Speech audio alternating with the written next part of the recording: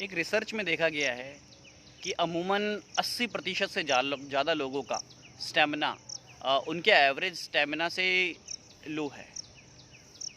मैं बात करूँगा उनके बॉडी स्ट्रक्चर, उनके बॉडी वेट, उनकी हाइट, उनकी रूटीन लाइफ के अकॉर्डिंग उनका जो स्टेमिना होना चाहिए, औसतन पाया गया है कि उनका स्टेमिना उसके मुकाबले काफ़ी लो है। मैं ऐसा नहीं कहूँगा कि वो लोग या हम लोग अपने स्टेमिना को बूस्ट करने के लिए कुछ नहीं कर रहे हैं। हम लोग अपने स्टेमिना को बूस्ट करने के लिए काफ़ी मेहनत करते हैं, डिफरेंट टाइप की एक्सरसाइजेस को अडॉप्ट करते हैं, मल्टीपल बूस्टर्स ऐड करते हैं अपनी डाइट के अंदर स्टेमिना को बूस्ट करने के लिए। बट एनी हाउ कहीं ना कहीं हम अपने स्टेमिना को उस लेवल पे बूस्ट नहीं कर पाते हैं या उस लेवल को एक्सटेंड नहीं कर पाते हैं जितने की हमें रिक्वायरमेंट है। So guys, my name is Robin और I have adopted a way to boost my stamina through cycling. Earlier I was also in that stage. मैं बात करूँगा 3 months या 3.5 months की। उससे पहले मेरा भी स्टेमिना बहुत लो था, जो कि रिफ्लेक्ट होता था मेरे डेली रूटीन के अंदर। मैं हर चीज़ के अंदर लो फील करता था। कॉन्स्टिपेशन का इशू था, स्लीप डिसऑर्डर का इशू था। ये सारी चीज़ें ना कोरिलेट है आपस में एक दूसरे के साथ। जब आपका स्टेमिना लो होगा, आपकी बॉडी के अंदर एनर्जी लो होगी, तो बॉडी के अंदर आने वाली समस्याएं या प्रॉब्लम्स ना बहुत जल्दी आपको अडॉप्ट करेंगे और कहीं ना कहीं आप एक हेल्दी लाइफ से ना दूर होते जाएंगे और एक इलनेस की तरफ आगे बढ़ते जाएंगे। सो गाइज़, जैसा कि मैं अपनी वीडियोस को डेली पोस्ट करता हूँ, आपको एक क्विक टिप देने के लिए मैं आज आपको ना एक क्विक टिप देने वाला हूँ, how to boost your stamina in any manner. अगर आप साइकिलिंग ज्वाइन कर सकते हैं या आप साइकिलिंग ऑलरेडी कर रहे हैं तो that is good enough. But अगर आप साइकिलिंग कर सकते हैं तो आप उसको अडॉप्ट ज़रूर कीजिए। मैं पर्सनली रिकमेंड करूँगा साइकिलिंग को, because I am a live example. I have boost up my stamina in last 3.5 months। Initially started in my journey. मैं पहले साइकिलिंग राइड 4 से 5 किलोमीटर भी नहीं कर पाता था, but eventually I have took a lap of 31 kilometers recently। मैंने वो पोस्ट नहीं करा ग्रुप के ऊपर, just because of that I was not in a frame of shooting videos helping others at that time. But in future जब भी मैं इस टाइप का कोई बड़ा लैप लूँगा, 21 किलोमीटर या 25 किलोमीटर अमूमन मैं लेता हूँ और अपने वीकडेज़ में लेता हूँ, संडे को लेता हूँ। क्योंकि जब आप अपनी जर्नल प्रैक्टिस से ज़्यादा आगे निकलते हैं, अपनी बॉडी को स्ट्रेच करते हैं, तो आपकी बॉडी थकान महसूस करती है और आपको एक रेस्ट की ज़रूरत पड़ती है। So I am a working professional also. So मैं अपने वर्क बैलेंस लाइफ को डिस्टर्ब नहीं करता, तो इन टाइप की एक्स्ट्रा एफर्ट वाली जो एक्टिविटीज़ हैं इनको मैं संडे को अडॉप्ट करता हूँ।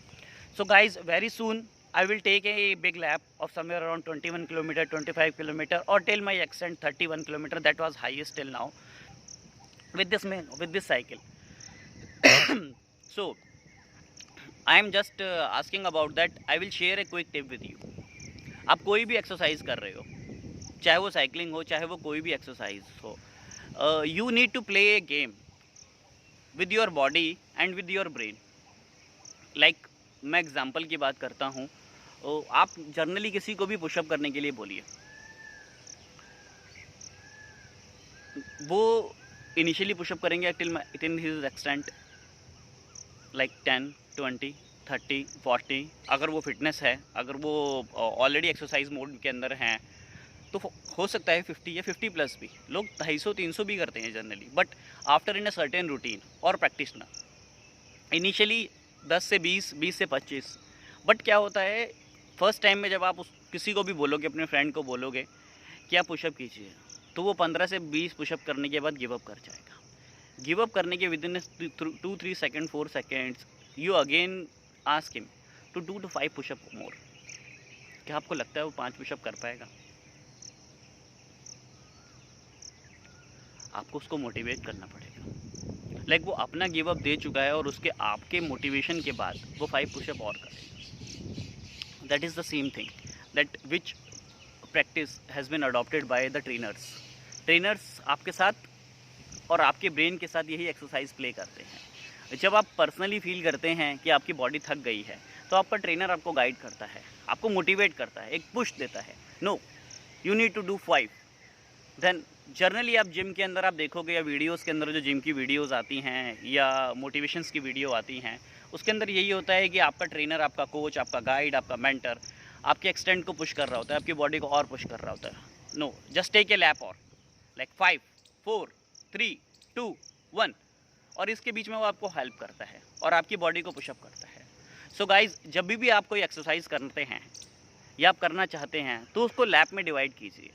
आपको 100 पुशअप करने हैं, 20-20 के 5 लैप्स जनरेट करिए। आपको साइकिलिंग करनी है, 20 किलोमीटर राइड करना है, 25 किलोमीटर राइड करना है, 30 किलोमीटर राइड करना है, इवन 100 किलोमीटर राइड करना है, तो अपनी बॉडी को वन टाइम में स्ट्रेच मत कीजिए, गिव ए लैप।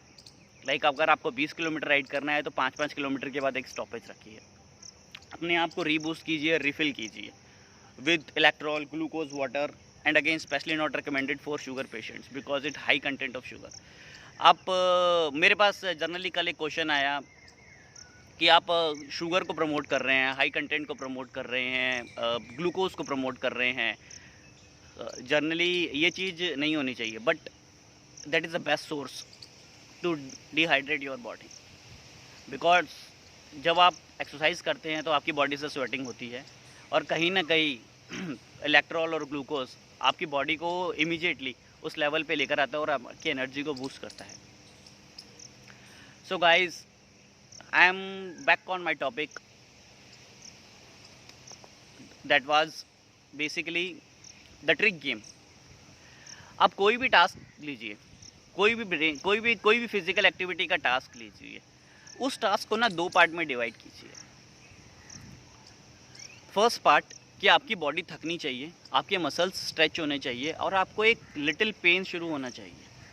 लाइक आप साइकिलिंग कर रहे हैं, अगर आप 10 किलोमीटर तक भी कंफर्टेबल साइकिलिंग कर रहे हैं तो स्ट्रेच फॉर 11 किलोमीटर, कि जो नेक्स्ट 1 किलोमीटर या 1.5 किलोमीटर या 2 किलोमीटर मुझे स्ट्रेच करना है, उसमें मेरी थाइस के ऊपर स्ट्रेच आना चाहिए, मेरी बैक के ऊपर स्ट्रेच आना चाहिए।